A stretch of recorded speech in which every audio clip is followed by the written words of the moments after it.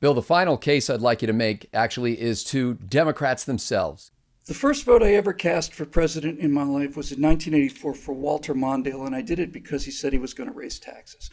This was good news for me because I wasn't paying any taxes. I thought Ronald Reagan was going to get us all killed. I thought Ronald Reagan walking out of the negotiations in Reykjavik was the end of the world, literally the end, our last chance of survival. I used to passionately believe in things that I didn't know very much about. And by the way, my last vote for a Democrat was in 2000. I voted for Al Gore. Not proud of either of these things, mind you. But again, all of this was before I really started thinking about how things work and what appears to be true versus what I would like to be true. So I'm not coming at you as a voted red all my life, you need to get on the team kind of thing. I'm voting as a guy who's trying to find the best way for this country to go forward. I thought Al Gore was a smarter guy than George Bush. I'm sure he is. And I thought he was a nicer guy than George Bush. But what we find is that what behaviors actually consist of are not the same as what characters appear to be.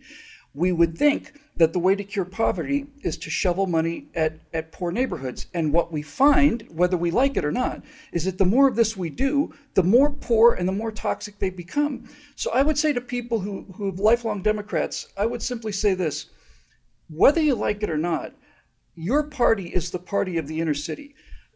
Newark, St. Louis, Chicago, all of these murder pits, all of them have been governed by an unbroken string of Democrats for 80 years, 70, 80 years, 90, 100 years. It's like 135, 140 years in the case of Atlanta. You can't walk away from the fact that it is Democratic policies that are driving the murder rate in America. It's not honest citizens living in Plano, Texas, who are shooting each other down. The reason the murder rate is so high in America is because young black men are gunning each other down in these pits of hopelessness and despair that have been turned into hopelessness and despair by Democratic policies. You don't have to like it, but you can't deny it. So if you're a lifelong Democrat and you love this country and you've always felt proud of this country, you have to start asking yourself a few questions. Do you want to be the party of Antifa? I wouldn't. I never would have been. I'd never, ever vote for a group of people who are smashing windows and burning down campuses because they don't want to hear a gay man come and speak to them. I'm not going to be a part of that party. I'm not going to be a part of the party that is responsible for these inner cities. And I'm not going to be a part of the party that is essentially boycotted any sense of the future so that they can spend money now to get votes. So I would simply say to you the same thing that I would say to myself, which occurred to me personally, and which also occurred to Ronald Reagan, and that is that you didn't leave the Democratic Party, the Democratic Party left you. The Democratic Party was composed, and still is mostly composed, of patriotic, hardworking Americans. But if you think that the Democratic Party is the party of the working guy, the way you've always felt, you're wrong. The biggest supporters of the Democratic Party are people like all the tech giants, Zuckerberg and Spielberg and all the billionaires, all of the Hollywood billionaires. They're all Democrats, all of them. Donald Trump convinced working people that voting for him was a better move.